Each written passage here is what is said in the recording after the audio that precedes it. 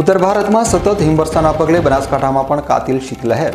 લઘુત્તમ તાપમાનનો પારો ગગડીને 11.3 ડિગ્રી થઈ જતા લોકો રીતસર ઠંડીમાં ઠૂંઠવાયા. હજુ ઠંડીનું જોર યથાવત રહેવાનું હવામાન વિભાગનું અનુમાન.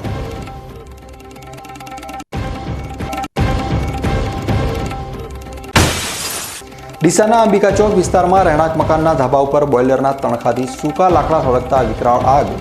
ફાયર બ્રિગેડની ટીમે પાણીનો મારો ચલાવી આગ ઉપર માંડ મેળવ્યો અંકુશ.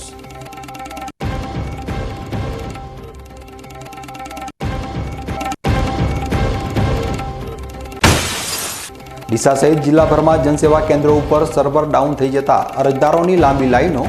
જરૂરિયાત સમયે જ દાખલા મેળવવામાં મુશ્કેલી સર્જાતા ખેડૂત અરજદારોમાં ભારે રોષ.